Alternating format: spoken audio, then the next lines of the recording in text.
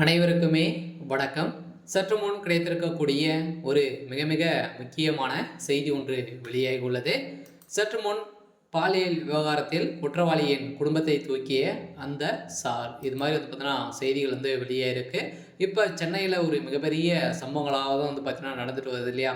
அண்ணா பல்கலைக்கழகத்தில் நடந்த பாலியல் வன்கொடுமையின் காரணமாக குற்றவாளியாக கைது செய்யப்பட்டிருக்கக்கூடிய திமுக சேர்ந்த பிரமுகர் ஞானசேகர அவர்கள் பார்த்தீங்கன்னா இப்போ அவர் கொடுத்த வாக்குமூலத்தாலும் இதன் அடிப்படையில் திமுகவில் இருக்கக்கூடிய முக்கிய புள்ளிகளெல்லாம் பார்த்தீங்கன்னா இதில் சிக்கியிருக்காங்க. அந்த முக்கிய புள்ளிகள்லாம் பார்த்தீங்கன்னா இப்போ அவங்க செய்த சம்பவத்தினால இவருடைய 2 மனைவிகள் இருக்காங்க. இவருக்கு பார்த்தீங்கன்னா 2 மனைவிகளையும் மரணம் இவர்களை கொள்ள முயற்சிப்பதாக பார்த்தீங்கன்னா அந்த சார் கடத்தி இருக்கிறதாக சென்னையில் ஒரு மிகப்பெரிய சம்பவங்களாக தான் இருக்குது. இதனுடைய பின்னணியிலிருந்து யாரெல்லாம் இயங்குறாங்க, இதெல்லாம் பார்த்தீங்கன்னா இந்த பாலியல் விவகாரத்தில் சிக்கக்கூடிய முக்கிய புள்ளிகளால் பார்த்தீங்கன்னா இப்போ அந்த சார் பார்த்தீங்கன்னா இப்போ அதிரடியாக குற்றவாளியுடைய குடும்பத்தை தூக்கி மிரட்டி வரும் நிலையில் தான் இப்போ குற்றவாளி எந்த ஒரு வாக்குமூலமும் கொடுத்தது அனைத்துமே பொய் தான் அப்படின்ற மாதிரி சொல்லக்கூடிய அளவிற்கு இப்போ சம்பவம் மேலே சம்பவம் செஞ்சுட்டு இருக்காங்க. இதை பற்றி இந்த வீடியோவில் பார்க்கலாம். அதுக்கு முன்னாடி நம்ம சேனலுக்கு இப்போ தான் நீங்கள் முதல் முறையாக வந்திருக்கீங்க அப்படின்னா மறக்காமல் நம்மளுடைய சேனலை சப்ஸ்கிரைப் பண்ணி சப்போர்ட் பண்ணுங்கள். வாங்க வீடியோக்குள்ளே போகலாம். பாலியல் விவகாரத்தில் குற்றவாளியாக கைது செய்யப்படக்கூடிய திமுக சேர்ந்த பிரமுகர் பார்த்தீங்கன்னா ஞானசேகர் அவர்கள் தான் கைது செய்யப்பட்டிருக்காரு.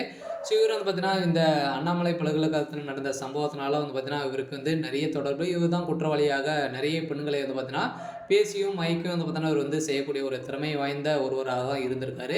இவர் உதயநிதியுடைய கார் ஓட்டுநராக தான் இருந்திருக்காரு. உதயநிதியுடைய நெருங்கிய நண்பராகவும் கூட இருந்திருக்காரு.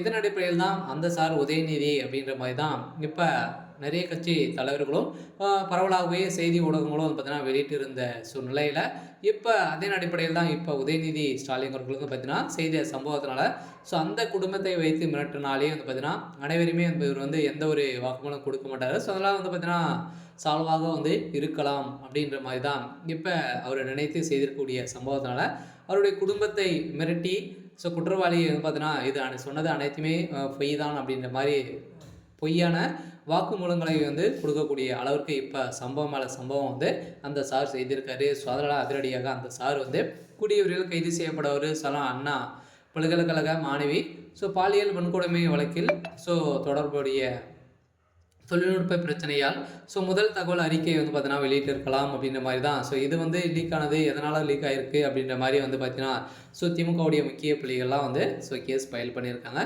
இந்த கேஸின் அடிப்படையில் கடந்த 23ஆம் தேதி நடைபெற்றது. இரவு பாலியல் வன்கொடுமைக்கு ஆளாகப்பட்டார். மறுநாள் டிசம்பர் 24ஆம் தேதியும் கோட்டூர்புரத்தில் அனைவரும் மகளிர் நிலையத்திலும் பார்த்தீங்கன்னா புகார் கொடுக்கப்பட்ட இருந்த நிலையில் மீண்டும் பார்த்தீங்கன்னா திமுக சேர்ந்த கொடிகளை வைத்து நிறைய பிரமுகர்கள் பார்த்தீங்கன்னா காரில் போயிருக்கக்கூடிய பெண்களை மிரட்டி ஆபாசமாக பேசிய சம்பவமும் இப்போ வைரலாக போயிட்டு இருக்கக்கூடிய நிலையில் தான் திமுகவுடைய தலைமையகத்துக்கு ஒரு மிகப்பெரிய கேள்விக்குறியாக வந்திருக்கு. சரி, ஓகே. இன்றைக்கான அப்டேட் இந்த தான். மறக்காமல் நம்மளுடைய சேனலை சப்ஸ்கிரைப் பண்ணிக்கோங்க. தேங்க்யூ.